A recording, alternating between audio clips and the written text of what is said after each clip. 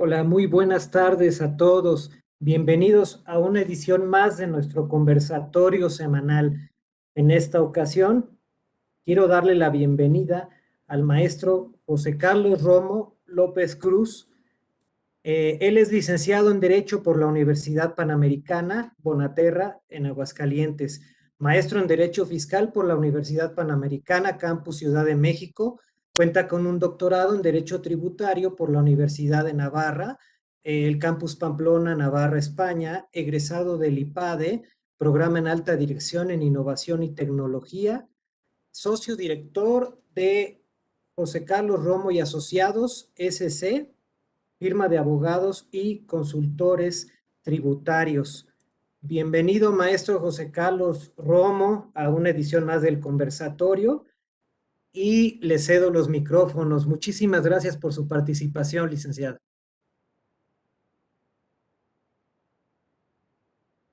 Hola Beto, ¿cómo estás? Me da gusto Y saludarte. igualmente, maestro, muchísimas gracias. Muy El bien, gusto es de nosotros. perfecto. Muchas gracias. Bueno, después de la introducción sobre los títulos nobiliarios que no me gusta, tú lo sabes, eh, simplemente saludar a todos los presentes y simplemente soy José Carlos Romo.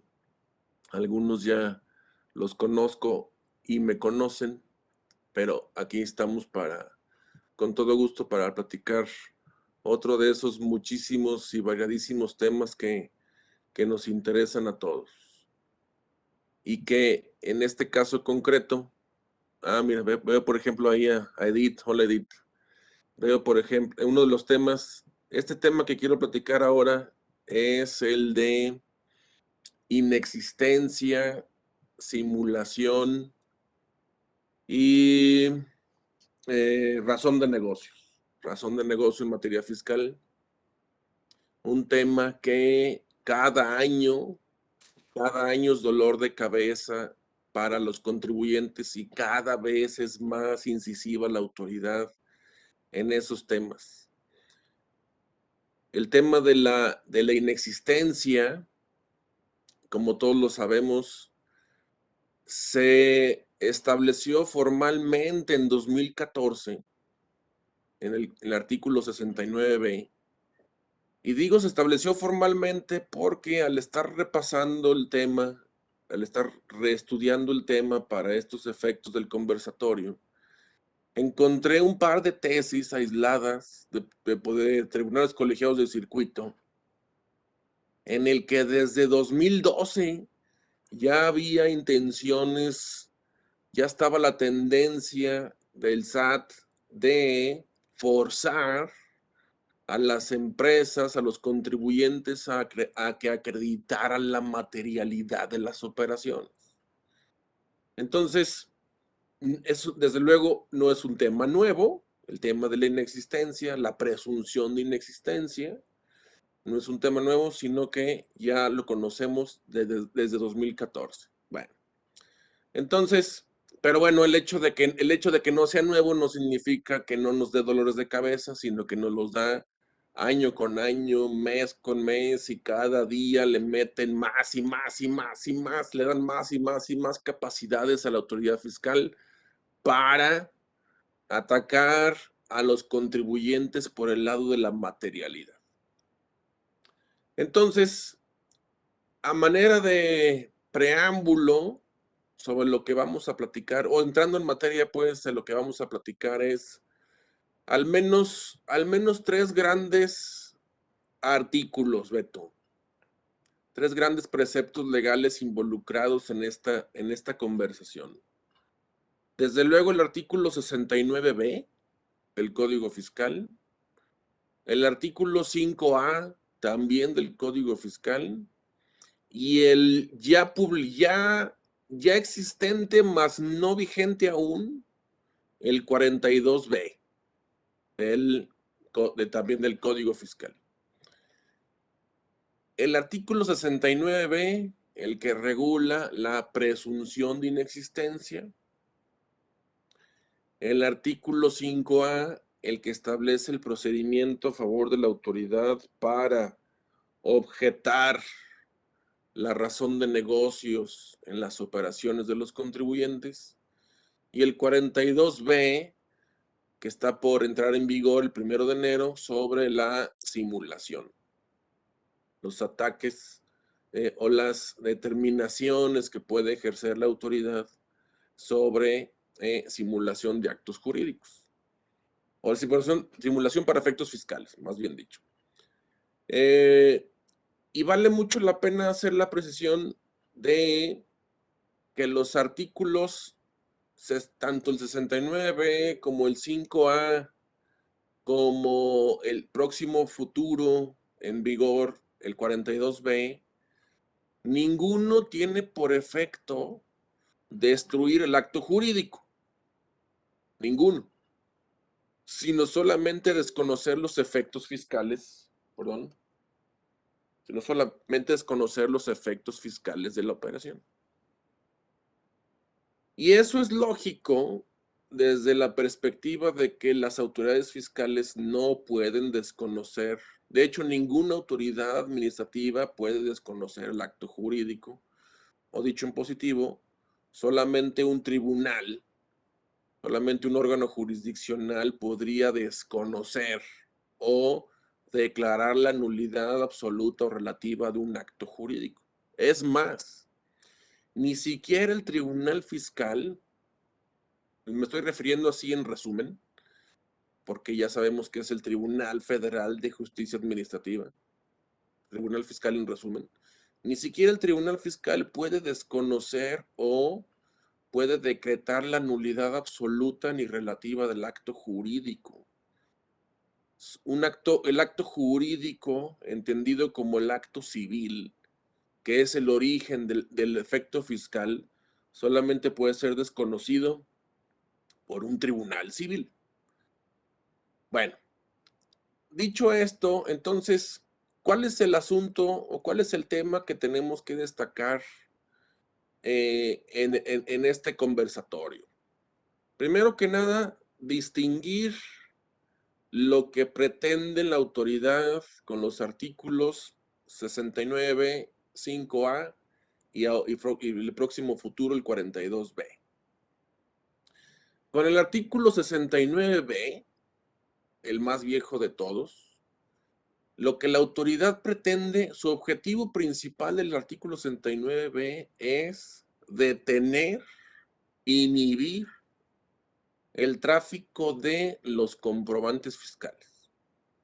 Detener, inhibir, asustar, por así decirlo, la acción de compraventa de facturas. Eso es lo primero, es lo que pretende el artículo 69, desincentivar la compraventa de facturas. Artículo 69, que ya está muy amarrado o muy equipado, por así decirlo, con el 108 del Código Fiscal, en lo que se refiere a el delito de defraudación fiscal y el delito específico de emisión, adquisición, enajenación y demás acciones posibles y probables respecto de comprobantes fiscales, que está en el 113. Entonces el 69 tiene una presunción de inexistencia. Hay que distinguirlo, Beto, y a todos desde luego, hay que distinguirlo de una objeción de existencia. ¿Por qué digo esto? Porque el artículo 69b solamente contiene, bueno, solamente entre comillas, le permite a la autoridad presumir la inexistencia, que es distinto de la objeción de existencia que tácitamente permite el 42 del Código Fiscal. Aquí nos vamos a explayar mucho. ¿Por qué? Primero, seguramente todos recuerdan, hay una tesis de jurisprudencia de la segunda sala en la que la Suprema Corte dijo que derivado de muchos litigios en los que se peleó y se controvirtió el 69, en aquel punto de la retroactividad, y que muchas empresas dijeron que en los créditos, había créditos fiscales en los que la autoridad determinaba una inexistencia de operaciones sin haber agotado el 69B. Entonces, uno de los argumentos de defensa a las empresas fue que no era posible hacer que la autoridad hiciera valer la inexistencia de las operaciones si no se había agotado el 69B. El procedimiento del 69B, es decir, que no era posible que se determinara un crédito fiscal en el que se dijera que las operaciones no existían si previamente no había una publicación del proveedor en la lista negra. A lo cual se generaron diversos criterios, unos que ratificaban ese argumento en las empresas de que sí, efectivamente, si no se agotó el artículo 69, no se puede hablar de inexistencia. Y otros colegiados que decían, no, nada tiene que ver la gimnasia con la magnesia, ya que el fisco no está presumiendo la inexistencia, sino que está objetando la existencia, lo cual es tácitamente permitido por el 42 del Código Fiscal. ¿A dónde quiero llegar?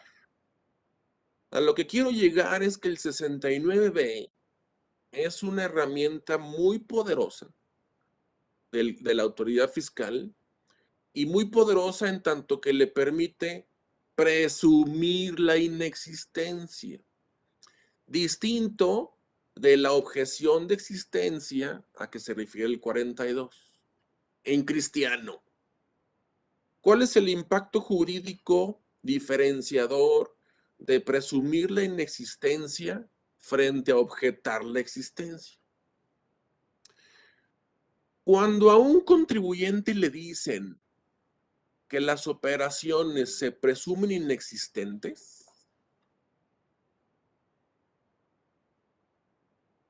lo que decimos los abogados es que el contribuyente tiene toda la carga de la prueba de probar que existieron las operaciones. Es decir, y me voy a los fundamentos jurídicos o de derecho. Los actos jurídicos existen en la medida que hay consentimiento y objeto.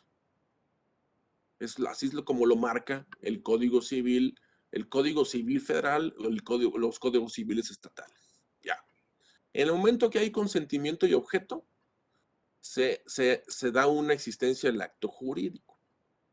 Y cuando se cumplen los requisitos previstos por las normas fiscales, hay acto jurídico con efecto fiscal. Entonces, cuando la autoridad aplica el 69B y dice que se presume la inexistencia de la operación, solamente acaba de decir que no está desconociendo el acto jurídico, sino que está desconociendo los efectos fiscales. Pero para efectos prácticos y para cómo están los tribunales hoy en día, incluida la Suprema Corte, desde luego el Tribunal Fiscal, cuando a un contribuyente le determinan o le aplican el 69B, al día de hoy todavía me atrevo a decir, salvo que alguien me corrija, y yo creo que coincidirán con un servidor, cuando a un contribuyente le aplican el 69B, es prácticamente imposible acreditar la materialidad de las operaciones. Prácticamente imposible. ¿Por qué? No porque no se pueda, sino porque el Tribunal Fiscal a lo largo y ancho de este país y los tribunales colegiados, incluida la Suprema Corte, ya prácticamente le están dando el carácter de situación irrefutable a un 69B, a un contribuyente que actualizó la hipótesis del 69B. Y parece que los contribuyentes que caigan, parece, para cómo están las cosas, que los contribuyentes que caigan en esa situación, parece que no tienen ya para dónde hacerse. Es decir, para cómo están los tribunales, es prácticamente imposible acreditar la materialidad de las operaciones. Ahora, hay algo que está pasando muy interesante y vale la pena echarnos un clavado a lo que dice el 69B del Código Fiscal. No vamos a platicar ahorita de los plazos, no vamos a ver a detalle los plazos del 69B, sino quiero centrarme en los momentos con los que cuentan los contribuyentes que se beneficiaron de las facturas para acreditar la materialidad. De acuerdo con el 69B, una vez que un proveedor, bueno, antes de continuar, recordemos que los proveedores o los emisores de facturas pueden ser publicados en la lista negra por varias razones. Por dos grandes razones generales. Dos. Razón 1. Por no contar con activos, con personal, con infraestructura y capacidad material para prestar servicios o para producir bienes. Esa es una razón, una de las razones. Y la otra es no estar localizado en su domicilio fiscal. No estar localizado como, por ejemplo, cuando se lleva a cabo una verificación de domicilio y no lo encontró el notificador, cuando se donó una visita domiciliaria y no lo encontró el notificador al momento de querer notificar la visita domiciliaria. Esos dan las hipótesis de no localizado en el domicilio fiscal. O otra, y me pasó hace poquito con un cliente, presentó un cambio de domicilio a un estado de la República diferente en el que estaba, se hizo la verificación de domicilio al nuevo, y como no lo encontraron, pues cayó en la hipótesis de no localizar. Eso da lugar a que, dicho rápidamente, el SAT le diga al emisor de la factura: oye, detecto que estás en las hipótesis del 69B de presunción de inexistencia, te voy a incorporar provisionalmente a esa lista, a la lista negra, y tendrás un plazo de 15 días más otros 5 de prórroga para acreditarme, desvirtuarme, decirme razones por las cuales no debes estar en la lista negra. Y si no se desvirtúan esas razones, lo van a publicar al proveedor en definitiva en la lista negra. Y ahí es donde empiezan los problemas. Porque una vez publicado el proveedor, en la lista, el emisor de la factura en la lista negra, la ley dice que quienes se beneficiaron de los comprobantes, quienes fueron los receptores de los comprobantes, tienen un plazo de 30 días para acercarse a la autoridad fiscal para acreditar la realización o la materialidad de las operaciones. 30 días, ¿cuándo? 30 días contados a partir de la publicación en el Diario Oficial de la Federación. Que dicho sea de paso, casi nadie o muy poca gente, muy pocas empresas están al pendiente del Diario Oficial de la Federación o la página del SAT para ver si uno u otro proveedor cayeron en la lista negra. Seamos sinceros, seamos realistas. Prácticamente muy poca gente se entera, aunque ya existen muchas aplicaciones y muchas formas de estarle dando seguimiento a la lista negra para ver si un proveedor cae o está subido ahí en esa lista. Pero hay otro momento también previsto por el 69B que dice que el beneficiado con el comprobante, no lo dice textual, no dice textual lo que les voy a decir, pero del último párrafo del 69 se advierte que el beneficiado con el comprobante puede demostrar la materialidad de las operaciones cuando la autoridad ejerce las facultades de comprobación precisamente al beneficiario de los comprobantes.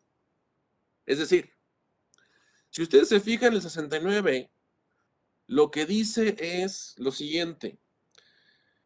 Primero, el penúltimo párrafo es el que da el plazo de los 30 días para acreditar la materialidad. 30 días después de la publicación. Y el último párrafo dice, en caso de que la autoridad fiscal ejerza facultades de comprobación, a la persona física que no acreditó la prestación del servicio, o sea, la materialidad de las operaciones, determinará el crédito fiscal que le corresponde. Y para mí, lo que ese último párrafo dice, para mí ya incluso salió una tesis de un tribunal colegiado. Para mí, para muchos abogados y contadores, lo que ese párrafo dice es que habla de un segundo momento para acreditar materialidad, lo cual es humanamente lógico, humanamente razonable, por lo que acabamos de decir. Alguien que me diga o alguien que sepa con exactitud qué tanto porcentaje de contribuyentes se entera de que a un proveedor lo subieron a la lista negra y anda revisando día con día la página de internet del SAT y el diario oficial de la Federación. Si alguien me dice con exactitud qué tanto porcentaje de los contribuyentes anda viendo todos los días a ver a qué diablos proveedor suena a la lista negra, el que me diga esa respuesta va a ser mi ídolo. Porque yo estoy seguro que es muy poco el porcentaje. Pero bueno, ese no es el tema de la conversación. El tema de la conversación es que el último párrafo contempla un segundo momento. Y ya lo dijo un tribunal colegiado. Ya lo dijo un tribunal colegiado. ¿Y qué es lo que dice ese tribunal colegiado? Buena noticia, ya hay un precedente. Mala noticia, que no es jurisprudencia y no aplica para todos. En esencia, ¿qué dice ese tribunal colegiado? Derivado de lo que dice el último párrafo del 69, los beneficiarios de los comprobantes podrán, en caso de que no se hayan acercado a la autoridad dentro de los 30 días siguientes a la publicación del proveedor, podrán mostrar sus pruebas con motivo de las facultades de comprobación que ejerza el SAT. Insisto, es a mi gusto lo más humanamente normal, lo más humanamente lógico, porque muy poca gente se entera de la publicación de los proveedores en la lista negra. Y entonces ahí se abre una nueva oportunidad para acreditar materialidad cuando se ejercen facultades de comprobación. Ahora, pero volvemos al comentario de al principio, Beto. El tema no radica en si el contribuyente beneficiado con el comprobante tiene uno o dos momentos para probar la materialidad, sino la actitud que tengan los tribunales fiscal y colegiados y la Suprema Corte, la apertura que tengan, espero que ya la estén empezando a tener, la apertura que tengan sobre la posibilidad de que el contribuyente pueda acreditar la materialidad. Y entonces me regreso a donde estábamos. ¿Qué significa presunción de inexistencia de operaciones? Significa que el contribuyente beneficiado del comprobante tiene que acreditar desde abajo, la materialidad de las operaciones. Es decir, mientras que el artículo 69 permite presumir la inexistencia, ¿qué tiene que hacer el contribuyente? Hacer exactamente lo contrario, desvirtuar la presunción, es decir, acreditar la existencia formal y material de las operaciones. Y acreditar la existencia formal y material de las operaciones puede ser toda una odisea, y de hecho lo es, porque no hay ley, ni el código fiscal, ni la ley de renta, ni la ley del IVA, ninguna ley dice cuáles son los elementos básicos para acreditar la forma y la materia de las operaciones. Desde luego no hay un listado que nos diga con pelos y señas cómo se acredita la formalidad y la materialidad, especialmente la materialidad, porque la formalidad basta, entre comillas, basta remitirnos a lo que dice el Código Fiscal, el reglamento, la ley del ISR, la ley del IVA, para entender que ha cumplido los requisitos de forma. Pero el punto es que si nos quedamos ahí, el fisco nos va a decir, y muchos ya estarán de acuerdo con un servidor, ¿cuál es la cantaleta del fisco federal actual? Eso nada más acredita el cumplimiento del requisito fiscal. Eso de llevar contabilidad, eso de tener el comprobante de pago, eso de la póliza, eso del registro, eso del complemento de pago, eso nada más acredita el cumplimiento del requisito formal fiscal. Eso no acredita materialidad. Y entonces ahí tenemos el grandísimo problema. Bueno, ¿y cómo diablos se acredita la materialidad? Porque la ley no lo dice. Pero afortunadamente ya estamos teniendo algunos elementos, algunos órganos, algunas sentencias que ya nos dan idea de cómo acreditar la materialidad. Primero, muy importante, ¿dónde empieza la materialidad? En la fecha cierta. Requisito formal o elemento formal que estableció la Suprema Corte, la segunda sala hace unos meses en jurisprudencia, al decir que la contabilidad debe revestir el requisito, la formalidad de fecha cierta, concretamente los contratos. Ahí empieza la materialidad. Después, ¿dónde más empieza la materialidad? ¿Dónde continúa la materialidad? Hay una sentencia de la sala especializada en la resolución exclusiva de fondo del juicio contencioso administrativo, que se aventó una supersentencia en la cual nos da santo y seña no, sino en la cual desglosa varios documentos que pueden ayudar a generar la materialidad. Y esa sentencia está muy, muy buena. La verdad está muy buena.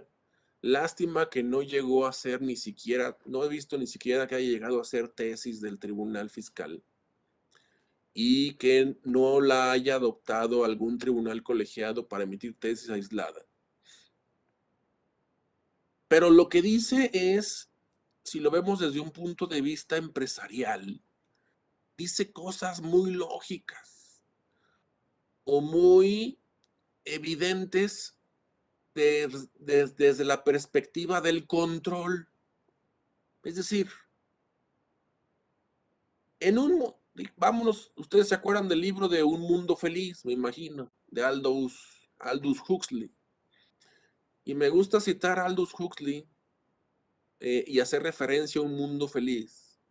Porque en un mundo feliz, ¿qué harían los empresarios para contratar servicios o para contratar proveedores? En esencia, eso es lo que dice la sentencia. Dice, a ver, en un mundo feliz, en un mundo normal, en un mundo con controles, un proveedor sensato pediría a los proveedores las propuestas de servicios o de bienes. Y no pediría una, pediría 3 o 2 para valorar entre una y otra propuesta. En un mundo feliz y aterrizado al mundo jurídico como un mundo con controles, el empresario tendría políticas, tendría, y antes, y a lo que nos falta, a lo que les falta, a lo que nos falta como mexicanos, y que los gringos nos llevan ventaja. Perdón por las comparaciones, no me gustan, pero tristemente tenemos que decirlo. ¿Qué es lo que le falta a muchos negocios, que muchos mexicanos, que muchos negocios gringos sí tienen? El plan de negocios. Lo que dice la sentencia del juicio de fondo es eso. Todos los empresarios debieran de tener un plan de negocios para definir sus políticas. Y en sus políticas, definir qué van a gastar, cuánto van a gastar y cómo lo van a gastar para que tenga credibilidad la operación. Credibilidad la operación. Que esto lo conecto, adelantándome un poco, con la razón de negocio y con evitar la simulación de las operaciones. Y esa sentencia, insisto, habla mucho de los controles. Habla mucho, mucho, mucho de los controles. Déjenme ver. Aquí debo tener algo sobre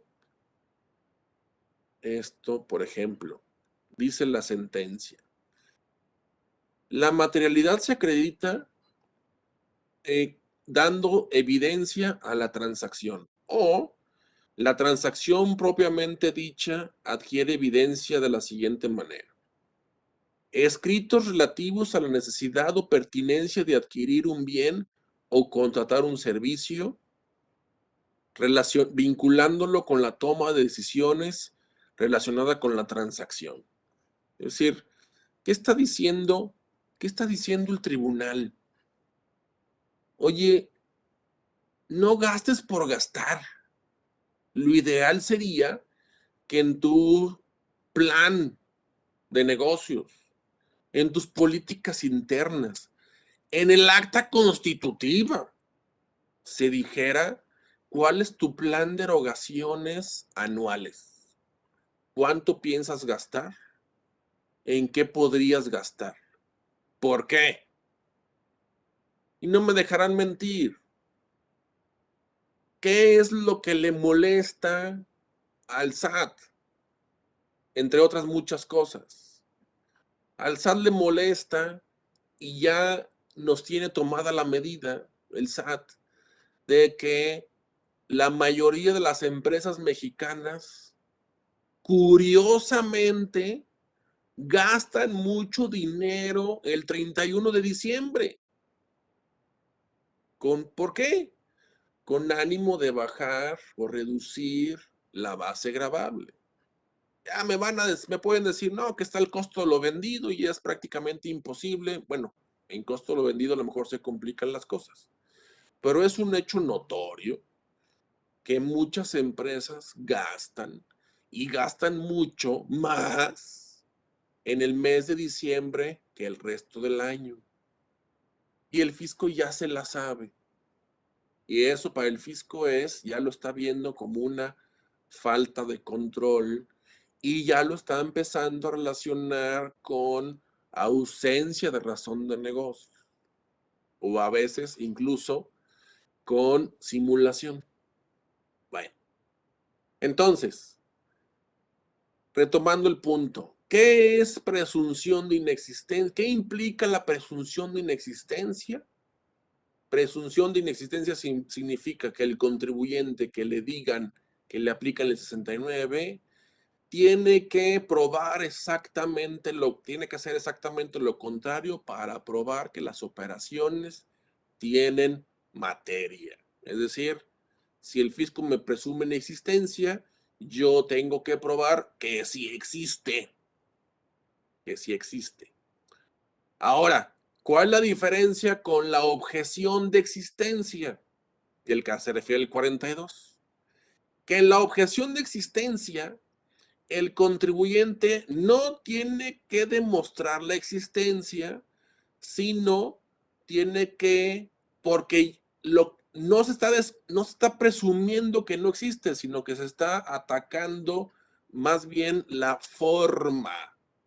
Cuando la autoridad fiscal no aplica el 69B, sino que declara la inexistencia para efecto en términos del 42, la carga probatoria del contribuyente es menor que cuando aplican el 69. Mientras que cuando aplican el 69, la carga probatoria es total, tiene que volcarse a probar que la operación existe. Cuando se objeta la existencia en términos del 42, no digo que no tenga que volcarse a probar la existencia, sino que la operación, la existencia se está objetando, pero basta que cuente con elementos básicos para que demuestre la existencia y cuente con todos los elementos formales propios de la operación para que quede desvirtuada la objeción de existencia que hace la autoridad. Son cosas distintas, son efectos distintos, son implicaciones jurídicas distintas en términos procesales. Ahora, antes de entrar a la razón de negocios, voy a la simulación. La simulación ya estaba prevista en el 69B. O sea, la simulación está prevista en el 69B. No es nueva. Fiscalmente, como simulación como figura jurídica está prevista desde que se creó el Código Civil. O sea, lleva más de 100 años. Pero para efectos fiscales, la simulación quedó formalmente prevista o la autoridad quedó facultada para determinar simulación desde el 2014. Y eso está en el último párrafo del 69, cuando dice que cuando las operaciones o cuando se aplique la presunción de la existencia, se entenderá o se considerará que se está en presencia de actos o contratos simulados. ¿Qué implicaciones tiene eso? Que cuando la autoridad aplica la presunción de inexistencia, dejaría abierta la posibilidad de que el acto jurídico, que los efectos fiscales tampoco existieron por tratarse de una simulación. Es decir, cuando el artículo, y vuelvo al punto, cuando la autoridad aplica el 69, no solamente le manda toda la carga probatoria al contribuyente de presumir la inexistencia, sino que además se considera la presencia, además se considera que es un acto o un contrato simulado. Para efectos prontos, rápidos, ¿qué diablos es simulación? Simulación es hacer una cosa cuando realmente es otra. O darle una fachada de una cosa a un acto jurídico que realmente representa otra cosa. Por ejemplo, los dividendos fictos. Los dividendos fictos es un ejemplo de simulación. Y vale la pena ahorita decir un caso muy cotidiano, por así decirlo. La persona moral, en lugar de pagar dividendos, le presta dinero al socio. Y resulta que el socio nunca le paga a la persona moral.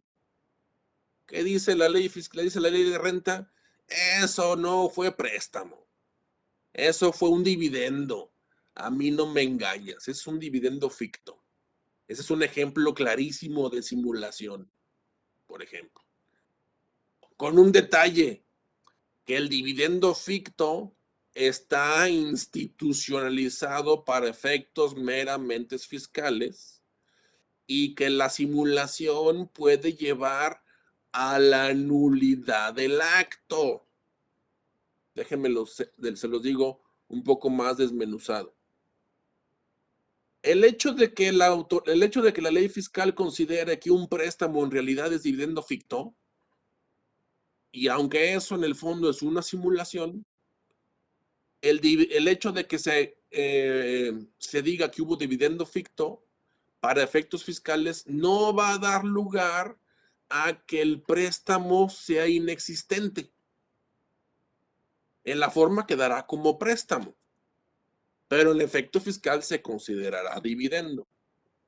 En cambio, en el momento en el que la autoridad fiscal diga, o el Ministerio Público de la Federación diga que el acto fue simulado, en ese momento desaparece jurídicamente el préstamo para quedar únicamente como repartición de dividendos. Espero haberme explicado. Tiene efectos distintos el decir que una operación se presume inexistente cuando se objeta la inexistencia o se objeta la existencia a cuando hay simulación. Y, Beto, una pregunta. ¿El conversatorio sigue siendo de 1 hora? Así es, Ok. licenciado. Me imagino que va a haber preguntas, respuestas y evasivas. Pues esperemos tener algunas por aquí. Ok, bueno. Entonces, me doy prisa. Y luego, simulación. Simulación, ya sabemos todos que está vigente o existe la posibilidad de que la autoridad fiscal decrete una simulación desde 2014. Y también se reformó el Código Fiscal para hacer el señalamiento concreto de que habría delito fiscal por simulación.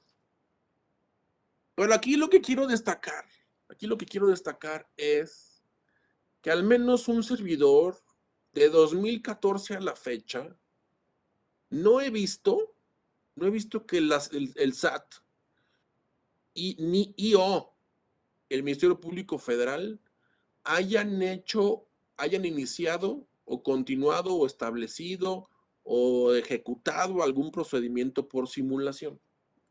Yo no lo he visto. El hecho de que yo no lo haya visto no significa que no lo hayan hecho. Me gustaría ver si ahorita en las preguntas y respuestas a alguien le ha tocado. Pero si todos decimos que nadie lo ha visto, nadie le ha tocado, me da la impresión que es porque no hay al día de hoy, incluso diciembre de 2021, un procedimiento específico que le permita a la autoridad determinar que un acto jurídico es simulado o que una operación fiscal es simulada. ¿Por qué? Porque eso es lo que permite el 42B del código que inicia su vigencia el 1 de enero de 2022. Entonces, si bien es cierto que la simulación está prevista desde el 2014, a mí me da la impresión que apenas en 2022 va la autoridad, apenas hasta 2022 entran en vigor las facultades de las autoridades fiscales para poder determinar la simulación de las operaciones. ¿Por qué? Porque hasta el 2022, ya unas pocas semanas estamos, de que entre en vigor el 42B del Código Fiscal. Y muy interesante lo que establece el 42B, cuando dice, y eso me gusta, dice dos cosas que me gustan. Digo, claro que a nadie le gustaría que le apliquen el 42B por cuestión de simulación, pero tiene dos cosas buenas. Dos cosas que darán seguridad jurídica. Primera cosa que dará seguridad jurídica, que la autoridad fiscal podrá determinar la simulación, número uno, en sus facultades de comprobación. ¿Qué significa eso? Que a diferencia del 69B, que a diferencia de la cancelación, perdón, de la restricción temporal del sello digital para facturar, en cuyos casos el 69B y la restricción del sello pueden ocurrir dentro o fuera de facultades de comprobación, la simulación solamente podrá ocurrir cuando la autoridad lleve a cabo sus facultades de comprobación. O sea, auditorías, visitas, revisiones de gabinete, revisiones electrónicas, revisiones al dictamen, es decir, en pocas palabras, las previstas por el 42. Número uno. Primera razón de seguridad jurídica. Y segunda razón que da seguridad jurídica, que la simulación solamente podrá determinarse cuando se trate de operaciones entre partes relacionadas.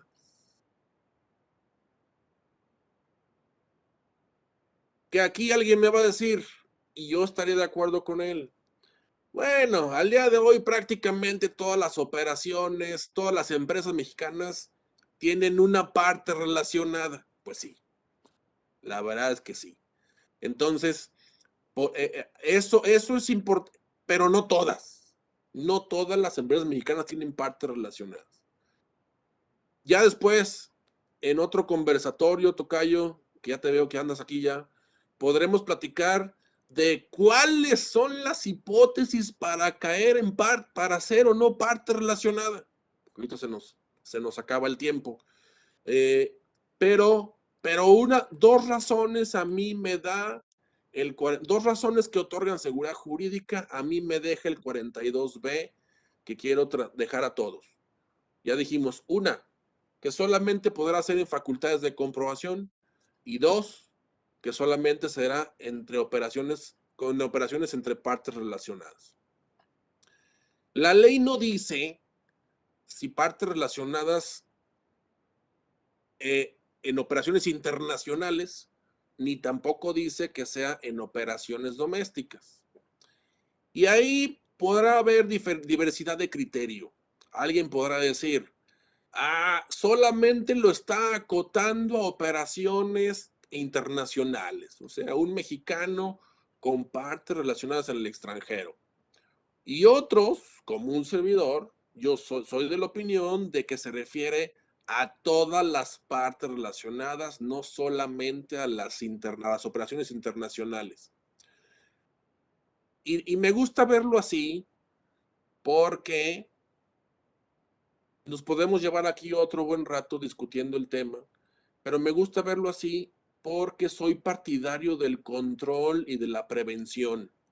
Es mejor tener bien armadas las operaciones entre partes relacionadas, inclusive nacionales, porque para cómo están los tribunales, no veo, veo la amplia probabilidad de que se diga que el 42B también es para operaciones entre partes relacionadas nacionales. Y bueno, y antes de que se nos acabe el tiempo, la razón de negocios. ¿Qué tiene de bueno? ¿Qué tiene de bueno o qué significa razón de negocios? El artículo 5A dice que se considerará que un acto jurídico carece de razón de negocios o que una razón o que un acto jurídico tendrá los efectos fiscales que correspondan a los que se habrían realizado para la obtención de un beneficio económico razonablemente esperado por el contribuyente. Al día de hoy, no he visto, no he encontrado alguna otra tesis en la que diga qué se entiende exactamente por razón de negocios. De lo cual podemos también llevarnos otro conversatorio para discutir solamente qué es la razón de negocios. Pero lo que nos toca ahorita este conversatorio, ¿qué razones de seguridad jurídica tiene el 5A? El 5A de razón de negocios se parece mucho al 42B, que la razón de negocios solamente puede objetarse en facultades de comprobación. Eso tiene de parecido la objeción el tema de la simulación y el tema de la razón de negocios. ¿Cuál es la diferencia entre simulación y carencia de razón de negocios? El día en que la autoridad llegue a determinar la simulación, estará atacando el acto jurídico, los efectos fiscales del acto jurídico, y podría irse hasta la cocina objetando la existencia de todo el acto. En cambio, cuando se objeta la razón de negocios, cuando únicamente se objeta la razón de negocios, el acto quedará totalmente vivo, no se objetará sus elementos de existencia, sino que únicamente, entre comillas, únicamente se afectará un requisito adicional para valorar si el acto es o no deducible. Entonces, en resumen, no es lo mismo inexistencia, simulación y carencia de razón de negocios. La inexistencia, como su nombre lo dice, es restarle efectos para el tema en el área, en el ámbito fiscal. La simulación puede llevar a la inexistencia del acto, sí. ¿Por qué? Porque la simulación no es una figura fiscal, la simulación es una figura civil y podría llevar a la nulidad relativa o nulidad absoluta que tiene que ver con la existencia del acto jurídico. Y la razón de negocios no se objeta a la existencia, sino solamente, entre comillas, los efectos fiscales de la operación, ya sea para determinar si el ingreso realmente es lo que se declaró o para ver si la deducción realmente es deducible como se pretendió hacer.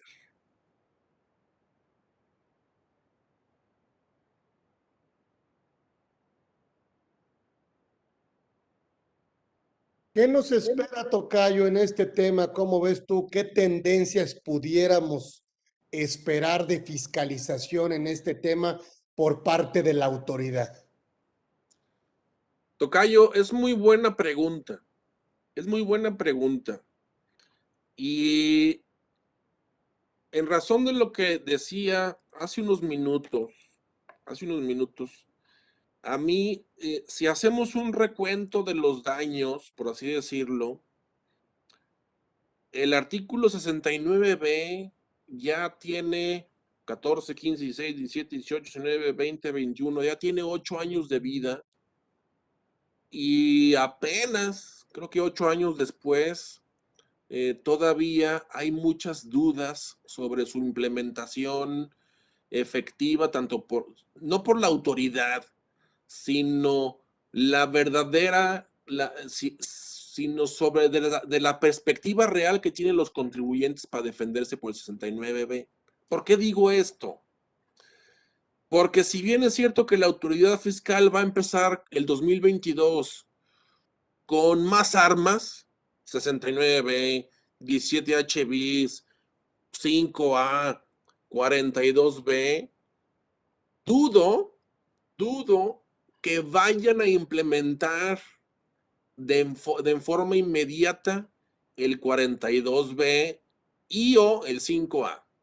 Más fácil. ¿Cuánto tiene de vida el 5A? Va para su tercer año. ¿Cuántos clientes conoces que les hayan ya objetado la razón de negocios? Que les hayan aplicado el 5A. ¿Me explico? Yo no conozco alguno. Ahora, no estoy diciendo que no lo vayan a hacer, pero atendiendo a tu pregunta, tocayo, yo creo que la fiscalización sí va a ser muy fuerte, pero que el fisco se va a seguir centrando predominantemente en el 69B. Desde luego. ¿Y por qué? 69B y 17H bis. ¿Y por qué? Por lo que decíamos, 69B y 17H bis se pueden implementar, hacer valer dentro o fuera de facultades de comprobación, cosa que no podrá pasar con carencia de razón de negocios ni con simulación, porque esas solamente podrán hacerse valer por la autoridad en ejercicio de facultades de comprobación. Entonces, mi perspectiva es que sí va a ser más pesada la fiscalización, que se van a seguir centrando en el 69B, que se van a seguir centrando en la restricción temporal del sello y que me gustaría ver si es que van a ejercer las facultades del 5A y del 42B del Código Fiscal que entra en vigor el próximo 1 de enero. Ahora, yo creo que a todos nos ha pasado en los últimos 6 meses lo que dice la mayor presencia del fisco federal en el 17H bis. Como que siento que medio el 69B ya lo hacen en automático. Ahora traen muy de moda el 17H bis, sobre todo seguramente a alguien ya le pasó, cuando el fisco manda la carta de invitación o cita al contribuyente para la videoconferencia y le presentan su estatus y le dicen, oye, a ver, aquí explícame cómo está eso de que declaraste 100 y en los comprobantes fiscales nada más hay 50. Explícame la discrepancia entre lo declarado y lo facturado. Y apúrate porque si no te restringo el sello. Y esa la traen de supermoda. Entonces, en resumen, sí va a ser una fiscalización más fuerte, lo cual implicará mucho más trabajo para los que somos asesores fiscales, pero dudo que vayan a aplicar el 42B por ser nuevecito y dudo que lo vayan a hacer porque yo no he visto que hayan ya aplicado el 5A.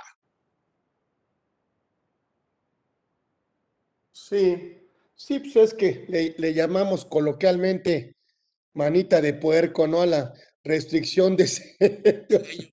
O Así sea, es. muy decentemente, por no decir otra cosa. Oye, me están haciendo manita de puerco, entonces, pues de alguna otra manera, pues te pudieran llegar a tener súper controlado con una probable, no digo que pudiera llegar a ser, pero si no desvirtúas o no subsanas alguna irregularidad detectada por la autoridad fiscal, pues prácticamente llegaríamos a una muerte civil, porque no podríamos facturar. Entonces yo creo que ese camino va a ser más fácil, porque si en el tema de la simulación la autoridad tendría que probarla, o sea, no sé, o sea, la autoridad tendría que probar que el acto es simulado. Así es, exactamente. En cambio, en el 69B, al ser una presunción de una inexistencia fiscal, por la carga de la prueba en ese procedimiento, en esa norma de procedimiento, pues prácticamente queda en la prueba del contribuyente, ¿no? Entonces yo creo que yo veo como tendencias de fiscalización lo que el fisco tenga que hacer dándole la carga de la prueba al contribuyente para él no tener que meterse a confirmar o aprobar algún acto o algún acto simulado de alguna otra manera, y esperaremos pues este próximo año una fiscalización total en el tema de restricción de certificados, de firma electrónica avanzada, de detectar a socios que traen control efectivo, ¿sí? De alguna otra manera, ese es el socio que trae control efectivo y de alguna otra manera a evitar pues cancelaciones de comprobantes fuera de ejercicio fiscal, o sea, esa irregularidad, por supuesto, detectarla de una manera mucho más eficiente y esperar a que el contribuyente, yo digo que la autoridad estará esperando el próximo año autocorrecciones, que se autocorrija muy rápido, que subsane, que desvirtúe inconsistencias, irregularidades, comportamientos atípicos, y para eso, pues prácticamente no necesita ejercer sus facultades, simplemente pudiera hacerte una amable y amigable invitación. Así es, así es. No me queda más que siempre agradecerte que nos des tu tiempo, tocayo, nuestro reconocimiento. Como sabes, tú sabes que esta es tu casa, lo sabes, no te lo recuerdo, porque sé que lo sabes. Este es tu espacio, este es tu casa. Orozco Felgueres siempre será un espacio para ti, y yo siempre agradecido de siempre contar contigo, y siempre generosamente aceptas estar con nosotros. Y eso para nosotros es muy importante, que nunca tienes, al contrario, con mucho gusto, y eso para nosotros es muy valioso. Te vamos a dar un reconocimiento, ahí lo tenemos. A ver, Hugo, un pequeño reconocimiento, mira, ya lo tenemos hecho, ¿sí? En esta edición 73, ¿sí? Ok.